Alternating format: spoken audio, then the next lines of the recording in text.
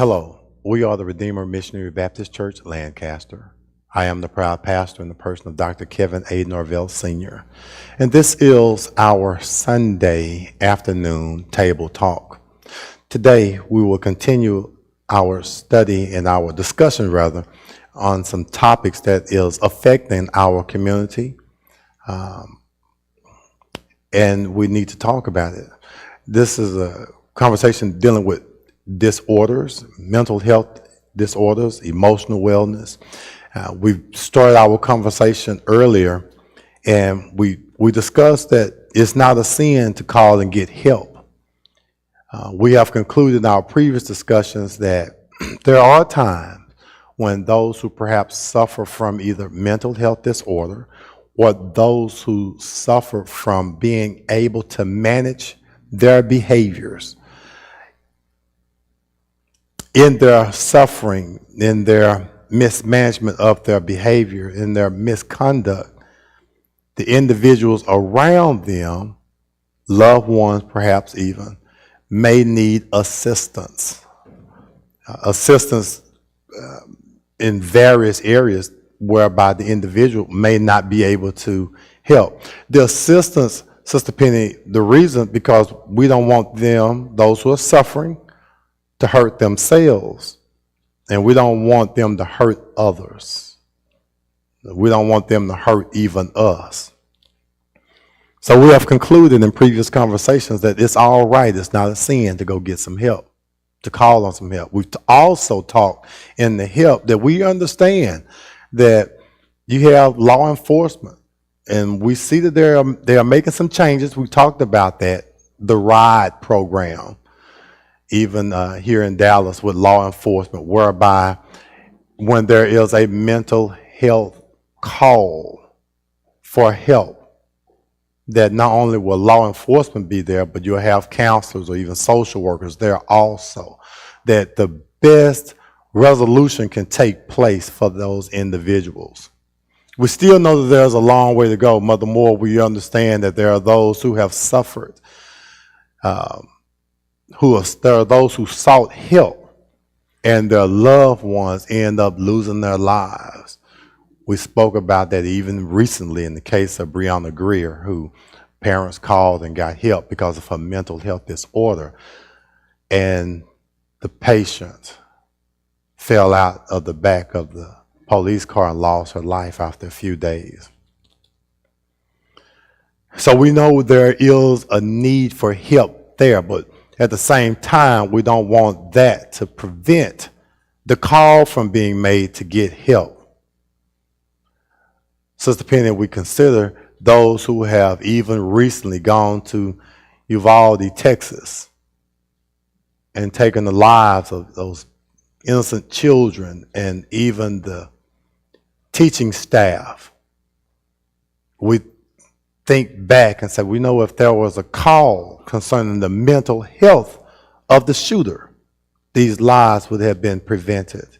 We think back, Sister Norvell, to the individual who had gone into a supermarket where people were gathered to buy food and groceries for their homes, their loved ones. And had there been a call previous because of his behavior, lives would have been spared. We talked about this. So now in the progression of our discussion concerning this, we come to this point now where we want to look at a variety of disorders. The first disorder that we'll look at, and you'll see this next slide, it deals with post-traumatic stress disorder. We have pictures here, and we even have one who has thorough background and study in this area, and we're going to give her opportunity to introduce herself, as well as her credentials and what she's doing even now in this field in her studies. And then we're going to ask that she give us a definition or even maybe some explanation to some of the images that we see on this first slide. At this time, I'm going to ask that we put our hands together for Sister Annalisa Jackson.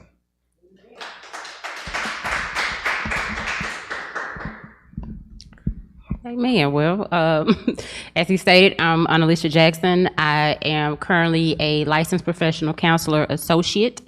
I have my master's in counseling and development, currently working on my doctorates in community care and counseling. Currently working in the position of a social worker, providing strategies and interventions to help, at this time, mainly children, manage through day-to-day life and have positive, more healthier behaviors and response and understanding their emotions. Post-traumatic stress disorder is a disorder caused by a traumatic event. The individual either experiences the event themselves or witnesses someone else experiencing that event. The event itself is not the disorder, is how that person responds to the traumatic event.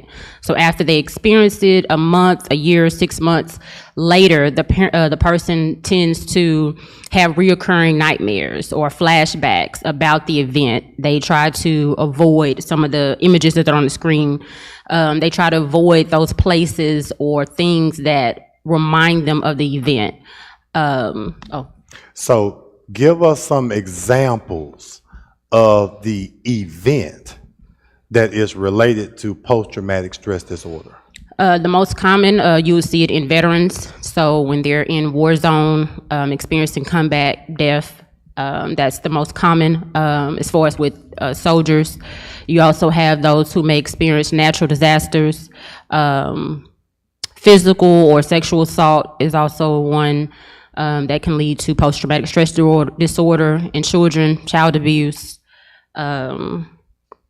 even some life-threatening car accidents, anything that pose life-threatening experiences for the individual, seeing someone get shot, being shot, those are all examples that could lead to post-traumatic stress disorder. Thank you. Thank you very much.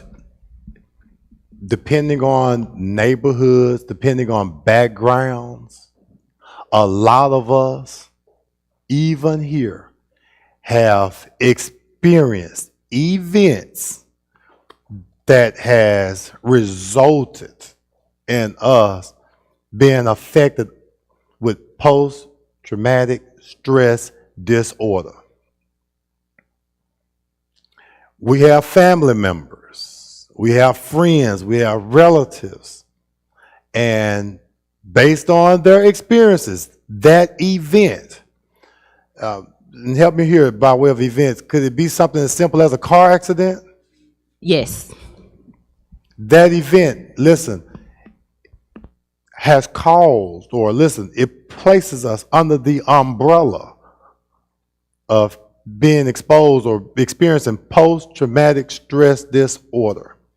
Now, Sister Alicia, as we look at these pictures, these images, I want you to discuss these images and tell us what these images are revealing for those who experience an event so traumatic. So basically the images are describing what the person may do or what happens to them during their, let's just say, episode with post-traumatic stress disorder. So avoid thinking about the trauma. Obviously, if it's a traumatic experience, they don't want to think about it. It keeps them in that unsafe place if they're constantly thinking about that trauma. Okay, those two are the same. Easily frightened. So even with war veterans or people who experience gunshot wounds or seeing someone being shot, firecrackers, any noises will make them jump, the simplest noise. Negative mood, again, not in a good mood, maybe having physical symptoms, don't want to be bothered. Negative thinking. Depending on the traumatic event, the person may blame themselves or feel worthless, helpless. One, how did they allow themselves to get into that situation? So they kind of blame themselves. Always on guard, just like jumping when you hear sounds, you're always on guard, trying to prevent yourself from being in that safe situation. So it's almost like you're never in a relaxed state. You're preparing for something else to happen or for that event to happen again. Avoiding places, I spoke about that a few minutes ago. So someone who may be triggered by loud noise will avoid going to concerts, going to any events that will trigger them because of the noise levels, or again, anything that reminds them of the event. People may not get on elevators because being boxed in may remind them of their event. Same with avoiding activities, like I said, the concerts, flashbacks. So flashbacks are different than nightmares. They're not sleep. This is just, they're sitting there and they may see the fan moving and just go into shock or some kind of panic thinking about that event. Can I come?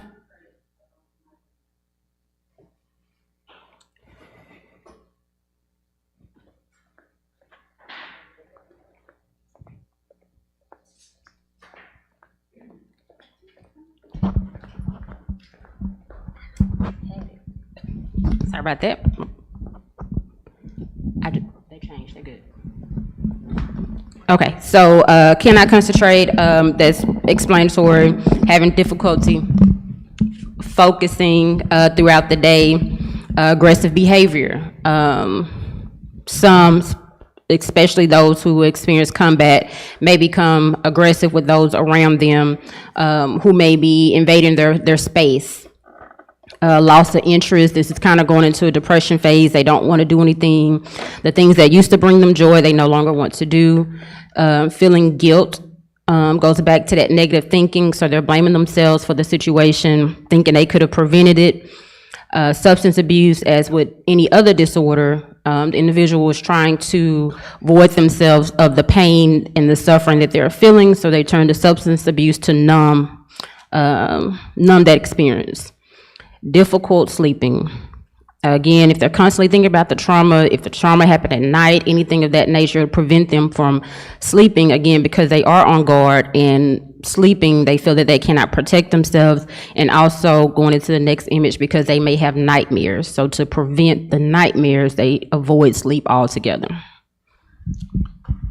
Thank you for sharing and breaking some of this down with us. Now, my question, I want to open the floor if anyone have any questions concerning some of the descriptions that Sister Alicia shared with us. Not only if you have questions, but you may have some additional comments, especially if you're familiar with this by way of experience, or you've had some study in this particular area. So, Sister Alicia, my first question I want to ask is this. So, could it be said that if I experience one of these responses, then I suffer with post-traumatic stress disorder? In other words, just because I avoid thinking of a trauma, does that mean, hey, I am, that's a result of that, or that's the manifestation of post-traumatic stress disorder? It'll be something to consider. It doesn't automatically mean that you have PTSD or post-traumatic stress disorder. They use what we call the DSM-5, that usually you have to meet several of these symptoms that are showing on the screen, and there's a period of time. So it's like, if this is your first day feeling this way, you wouldn't be diagnosed with PTSD. So it's the length of time you've been experiencing, how long ago the trauma was, and how many of these symptoms you actually meet. So one, I can definitely tell you, would not meet that criteria. Okay, so just one of these symptoms don't necessarily mean, but there are assessments out there. That's what I'm understanding. And so by way of example, if I know there are a few of these things I can relate to, or I see in myself, or even maybe those around me, then to be tested would be ideal in going forward. Why? So that I can receive the help I need. Why? So that I cannot be such a hardship to those around me. Why? So listen, I can live the abundant life that the Lord has designed and desired for me, rather than just saying, well, I'm not going to go and get this checked out. Sister Norvell, did you have comments? And then if anyone else, please let me know. If anyone else, Sister Norvell, you have comments? Who's next? Yes. Okay, Sister Baker is saying Sister Shan. Okay, so we'll hear from Sister Norvell, then we'll hear from Sister Shan. Thinking about post-traumatic stress disorder and thinking about children. I've worked with children for several years, and a lot of times teachers see things that parents will discount. Parents will think that, oh, well, you just had a rough night of sleeping. Maybe you need to stop certain activities so you can get a good night's rest. Or if their child is being reclusive, not really wanting to deal with anyone, they'll just think, well, this is just the milestone or physical attribute of the age of the child. But sometimes those things can really come from a traumatic experience that the child has had that the parent is not aware of.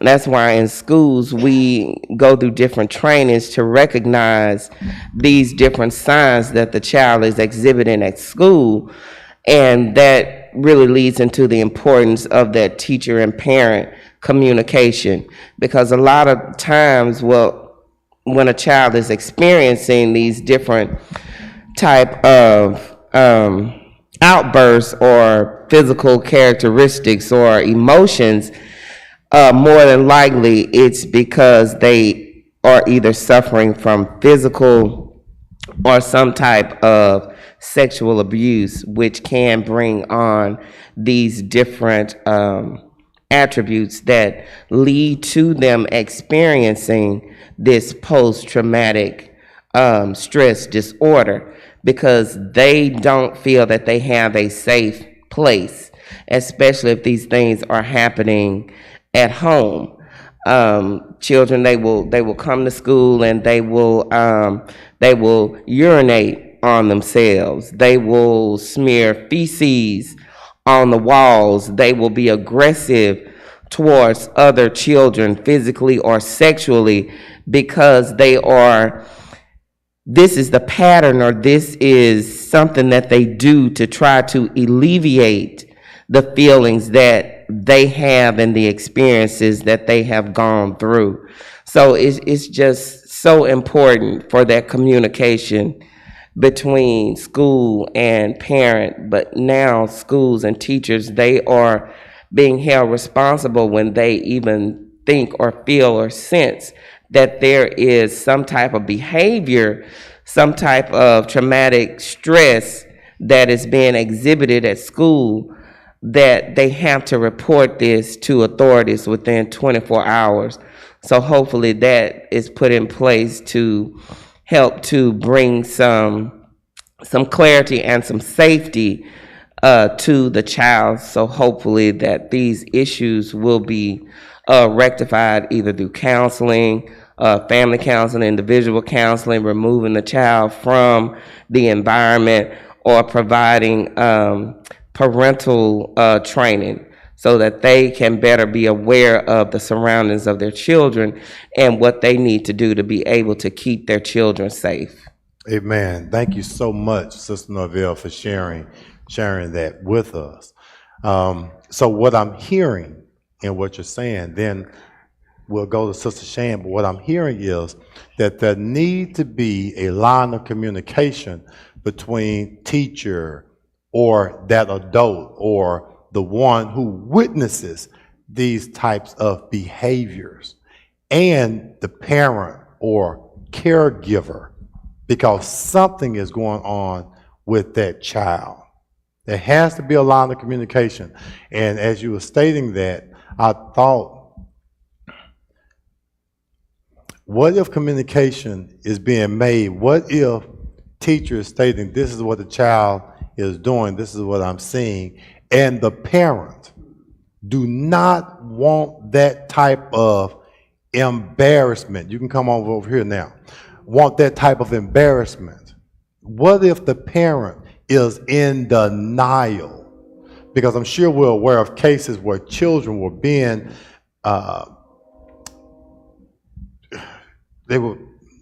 being sexually abused, and there was someone else in the household who knew but did not do anything. And then when it was brought to attention, they fought against it. So the act continued.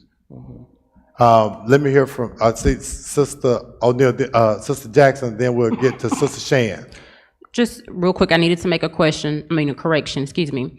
So you can just have one symptom, but it has to be reoccurring, is what I meant. Okay, got it. So if it's that same thing, Over and over, yes. there you go. Amen. Pastor, before yes. Sister Shan cannot Yes. give a... that is why I can't remember when it started, but it's been I don't know, enacted since I've been in education, that the responsibility now is the teacher, it's the school. If you notice these things, if you're aware of these things, you have 24 hours to report this to Child Protective Services. Okay. If the teacher does not, that teacher can be sued, the school can be sued, the district can be sued, and held liable for seeing and noticing these things, but you failed to report it. So it is a big thing for educators that if you do notice, you do see this, you do have to report it. But a lot of times with the overload of CPS workers and child case workers, some of those kids are put into situations or foster homes where, you know, abuse continues, or they are still sent back home because they really can't prove that this type of abuse is taking place, which is really sad. And we are doing such a disservice to our kids because we are still putting them back into a situation where the abuse can continue. Thank you. Thank you. Thank you for sharing. Sister Shan. I want to say, Sister Novell, you're right about you needing to report it in that 24 hours because it also is placed on us as bus drivers. Mm-hmm. They have also informed us of this year.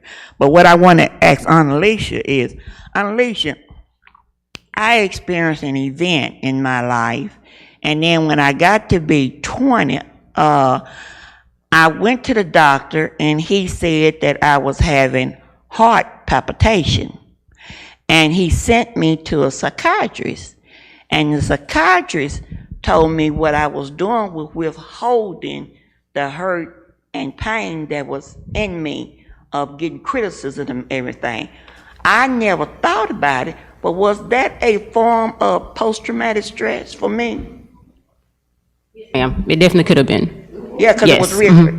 Okay. I never thought about it till today. And so, and that goes back to like the avoiding, so you holding it in.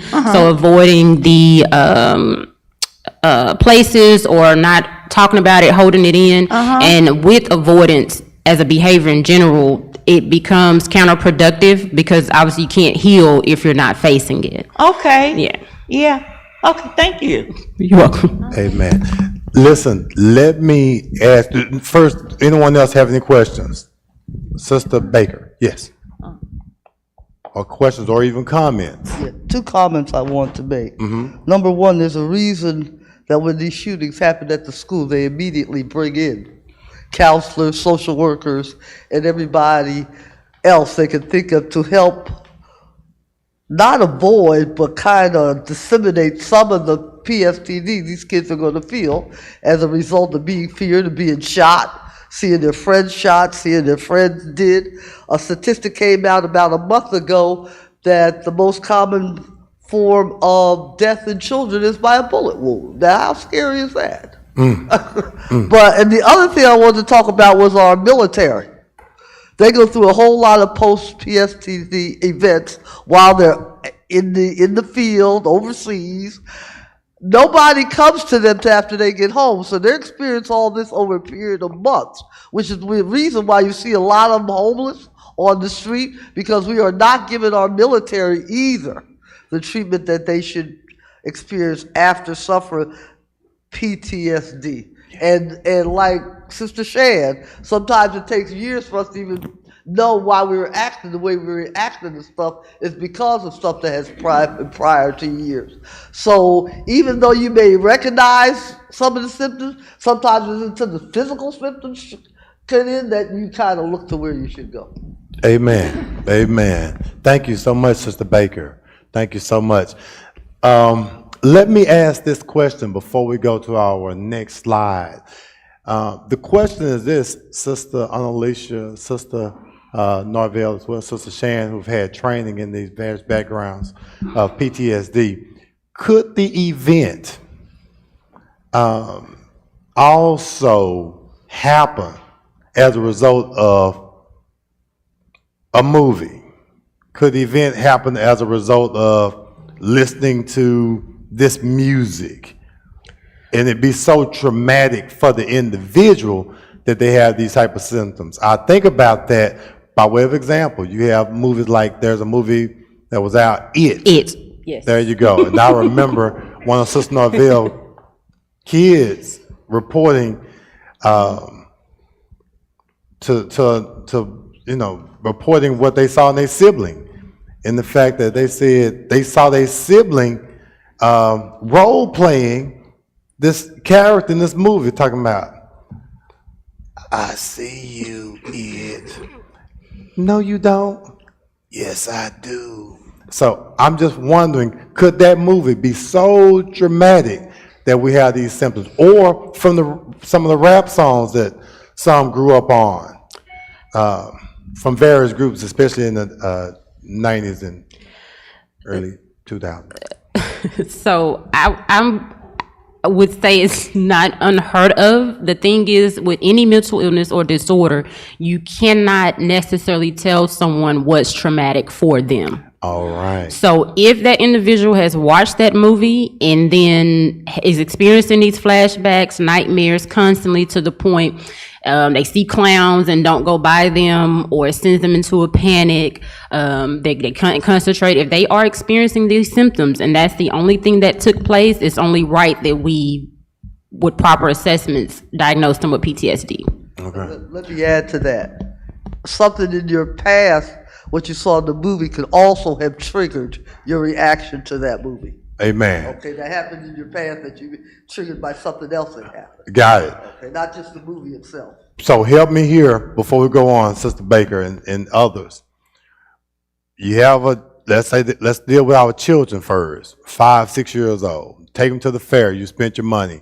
Oh, you're going to go into this haunted house today, or Halloween. You're going to go, and they go in there and they become so frightened at what seemingly is playful, but they experience it as trauma. Mm-hmm. And now they are afraid of clowns later on, and they have this idea, even this illusion.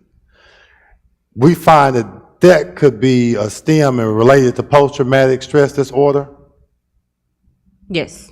All right, just wanted to make sure. Mm-hmm. Okay. Notice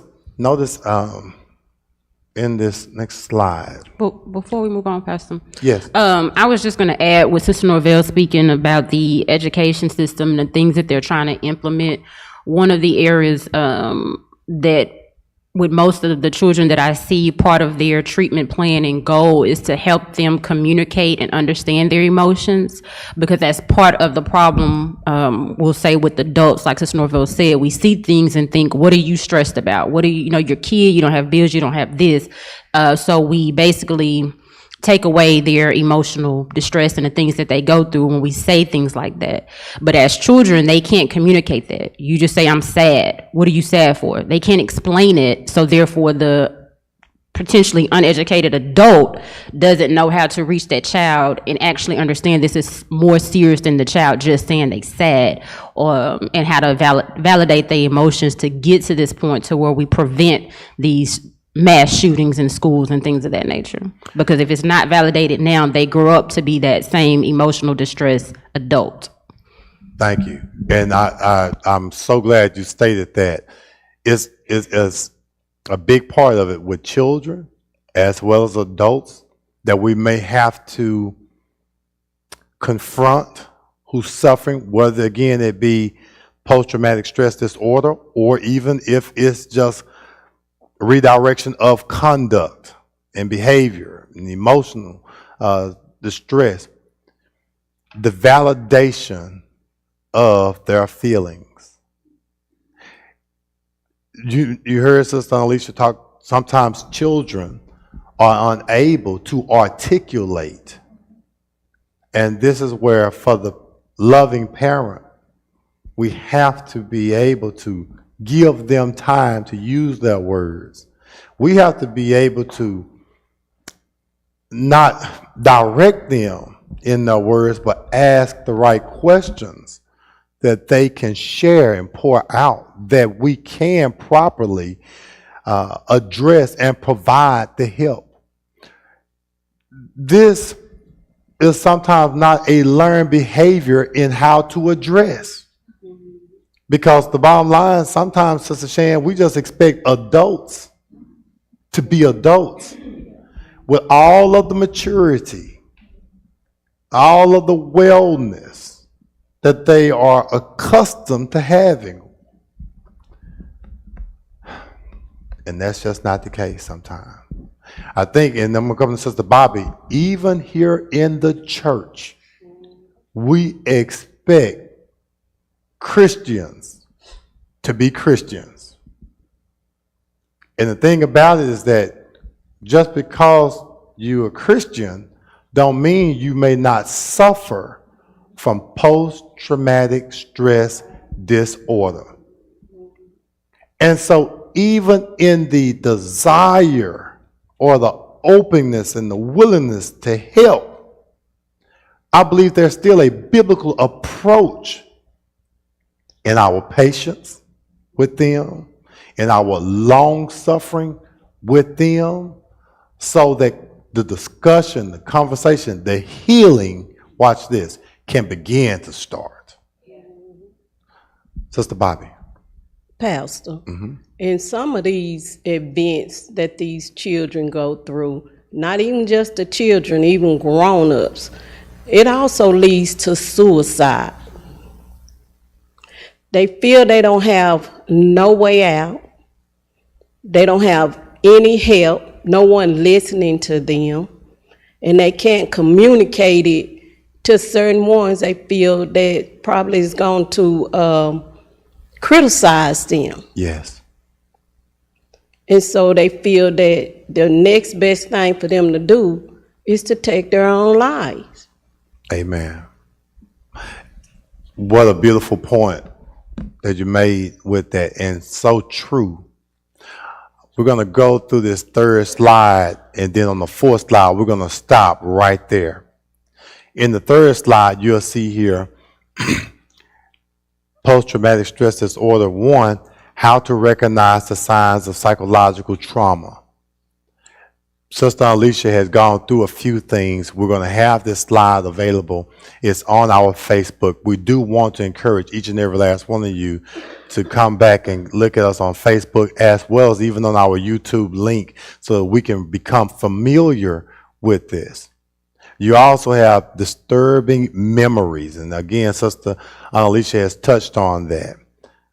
You have frequent nightmares. She's made a distinction between that and just other things. But you also have experiencing triggers.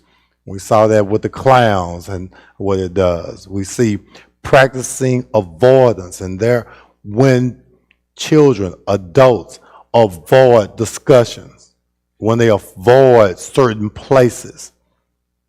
You know, I got word a couple of days ago of a 10-year-old who ran away from home. Persistent negative mood. These are things that we perhaps can name 4 or 5 people that fit these categories right now. And what I'm sharing with you in this discussion is that if we know what they're dealing with and what they're categorized, it'll help us in dealing with them, but also help us in recognizing there perhaps is something that we can do. At least make an attempt, knowing what's going on. At the same time, Sister Shan, if it's out of our hands, what that means is that it is out of our hands. Then you have signs of depression. And even prior to this, we've had the conversation concerning, can Christians be depressed? We saw believers in the Bible who were depressed. And I like what someone said earlier, again, to start the journey on the road to recovery or healing.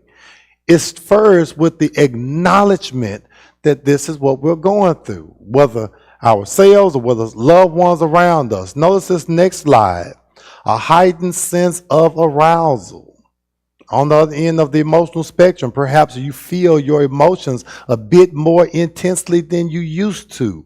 Every little sound might make you jump. You might feel that you have to always be on guard against danger. Anxieties might be extra sensitive, even in situations that are completely benign. Here is the point that Sister Bobby shared with us, suicidal thoughts. This is a symptom of it. At worst, PTSD symptoms can trigger suicidal thoughts. Talking to a mental health professional or someone else that you trust can help you work through these feelings and thoughts. Mental health professional, someone you trust. And even now, I share with you that someone you trust need to have some idea of what is going on, because you can't fix that which you don't know is broken. The symptom is one thing, but the source of it is what needs to be modified. And let me share with you on this. For those who have suffered or suffer from post-traumatic stress disorder and it has not been recognized or acknowledged or identified, in an attempt to be of support with them, we have to be open to listen. The second thing, we must realize that we cannot remove them from that event. That's not what it's about. We can't go back in time and change what happened. What we can do is walk with them on the road to recovery.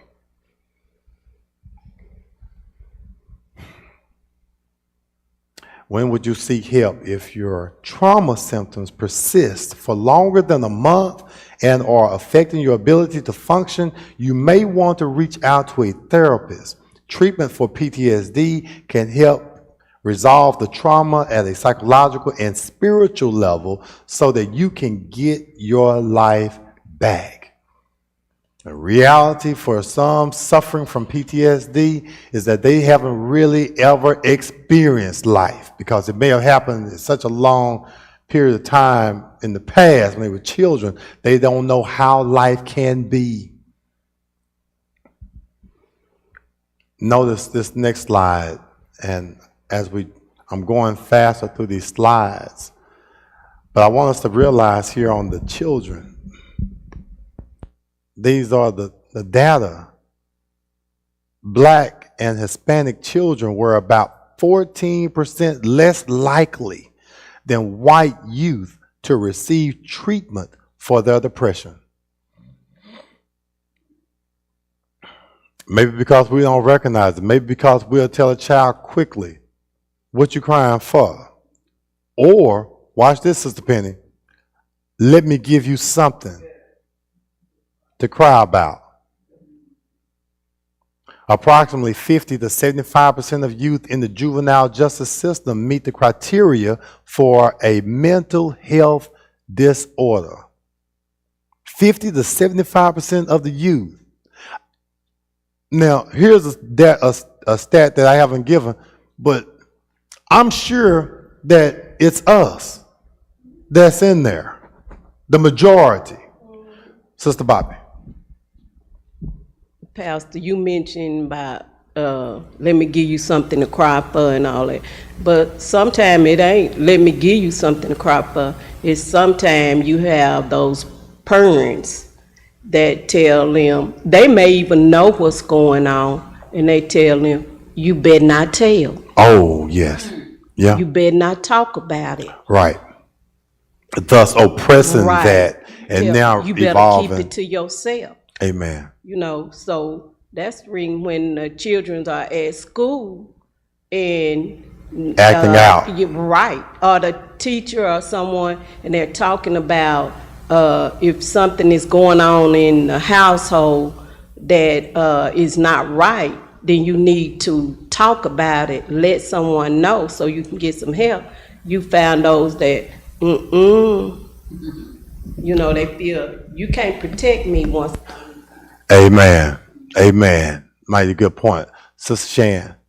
I want to say, Pastor, that with Alicia, even though one listen and one recognize that they are experiencing maybe a post-traumatic stress or more than one, and they seek the help, it is that they can wind up learning to manage it, if not necessarily cure it. Is that correct?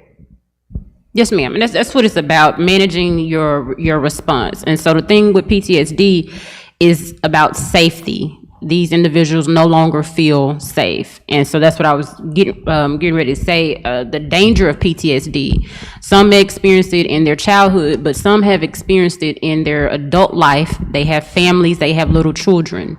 And it almost becomes an unsafe environment for everyone in that household, because they can be easily set off and not understand that that's their little child in front of them, and may react aggressively to them because they're not necessarily knowing that they're at home. So part of the treatment is actually trying to remind them of safeness. So